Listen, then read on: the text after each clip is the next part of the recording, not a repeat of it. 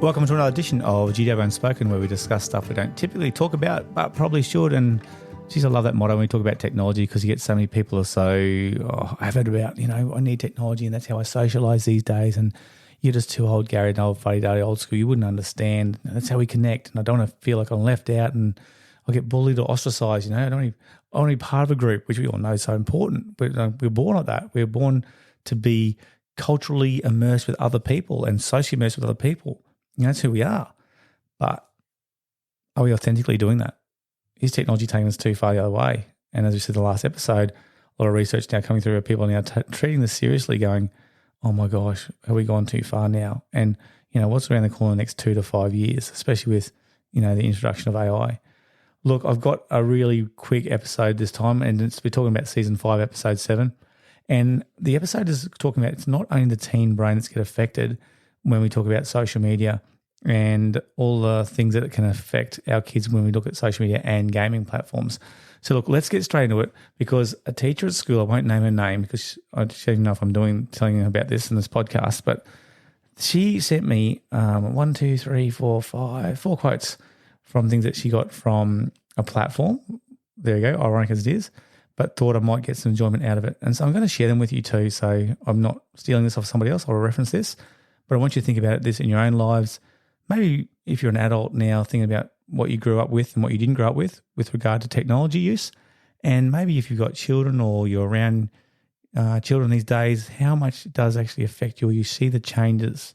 Because yes, the world changes and we have to keep up with change, but think about the positive or negative aspects of these quotes. So the first one, Dr. Manos from the ADHD Center, regarding children's dopamine hits from technology. Listen to this one. When a child spends too much time on screens being constantly rewarded, it can become hard to exercise directed attention doing the tasks that aren't as fun but are necessary in life.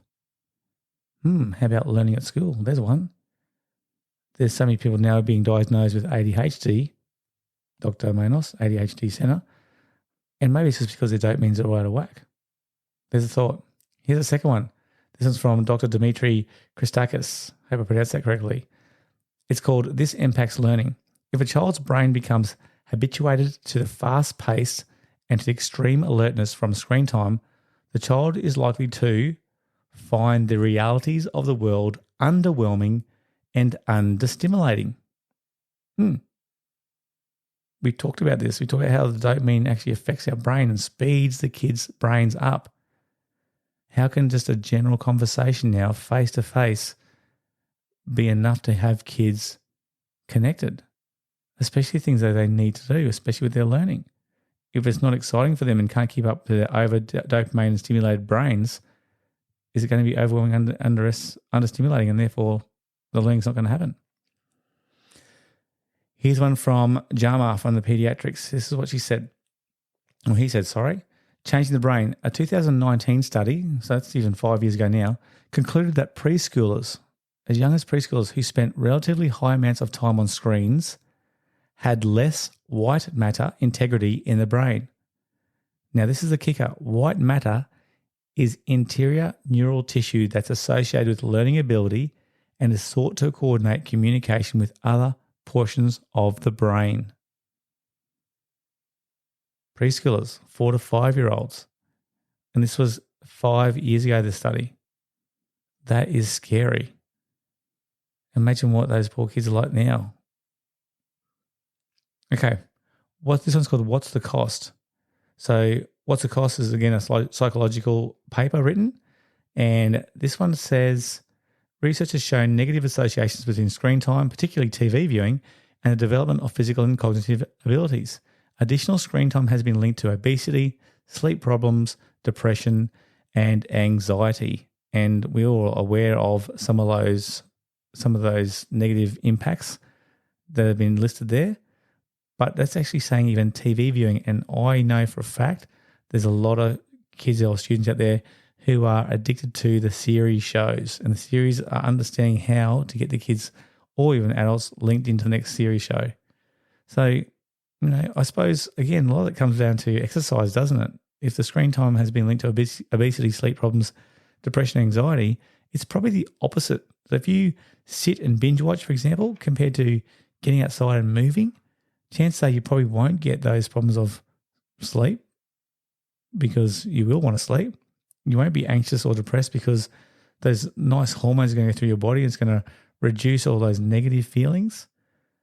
So, and obviously the obesity will be less too because you'll be burning calories and jogging or running or swimming those things away. So I know it's simplified, a really simplified episode, but most things in life, like on that slide edge we talked about from Gary Olson, the slide compound effect over time. If you're going to sit down, binge watch, or get addicted to screens, even TVs, it won't be a negative impact straight away. But if you do it consistently over time, it's going to take you on a downward trend where you're going to get potentially some of these, I guess, negative attributes to you.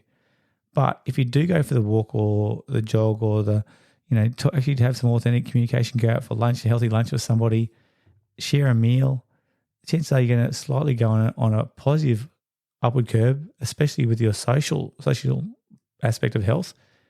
And then that's going to actually improve your overall body shape and also your feelings, your emotions, how you look at life. So it's easy to do, easy not to do. I just want to challenge the people out there. Have a real good look. Have a really good look at yourself. I'm not trying to be a man and tell you what to do. I still have negative days for sure and certainly have things where I can improve in my life. But I just want you to challenge yourself. When we talk about these things from the research, do you think it's having a direct impact on you or your family or the people you know? Do you think there's things you can do over time that's even small, that seemingly seem insignificant changes we can do now to actually improve the health, social, emotional, mental, physical, spiritual health of either yourself or those people you become in contact with? Are you noticing some of these things? Are you aware of these things? Because once you become aware of these things and you know the dangers, chances are there's going to be a time where you take back the line and go, hang on, things got to change. Otherwise, we're going to have a society, or even the people I love are going to have some of these, problems and anxieties of depression and stresses, all these things that, it's not going to help overall. Are you going to be brave enough to take back the line? Are you going to be willing to have that hard conversation?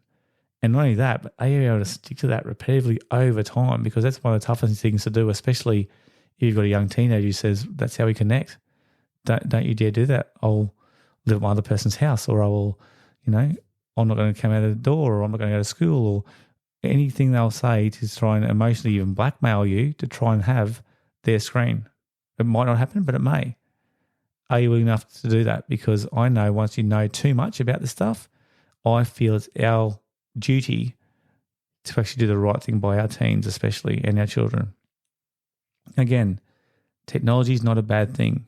The addiction to technology is a bad thing. How do we know that people are addicted? Well, David Gillespie in Teen Brain says, if you take the device off them and you watch the reaction and it's not a positive reaction, then chances are they are probably addicted. Thank you for joining us on Season 5, Episode 7 of The Decrease in Technology. And we have one session to go, or one episode to go, before we talk about the all-valuable nutrition, which, again, ties in well with the innate code. I want to thank you very much for joining us on this episode of GW Unspoken.